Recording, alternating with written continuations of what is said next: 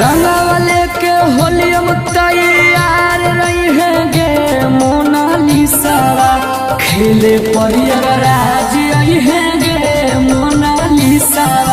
खेले परियगराज आई है गे मोनालिसा रंगवा लेके होलियम तैयार रही है गे मोनालिसा खेले परियगराज आई है गे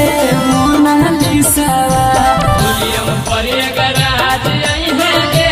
मोनालिसा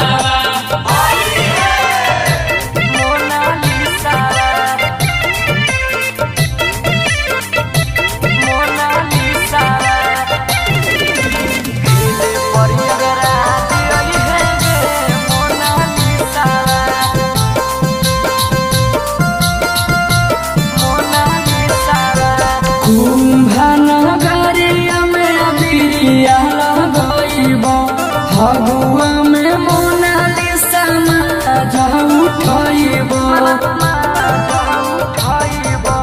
कुंभा नगरिया में बिरिया लगइब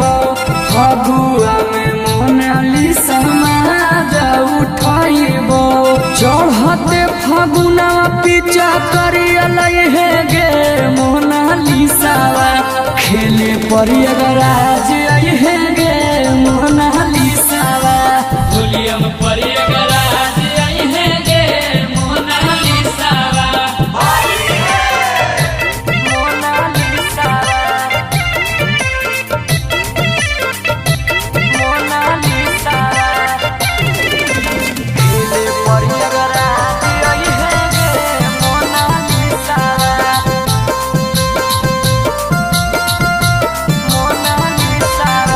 सूट सलवार तोरा लहंगो भी जइब लाल पियर रंगवा तोरा घर के लगइब सूट सलवार तोरा लहंगो भी जइब लाल पियर रंगवा तोरा घर के लगइब प्रेमी पंडे खजूरिया नाना दोनवा जइ हो गे मोनालिसा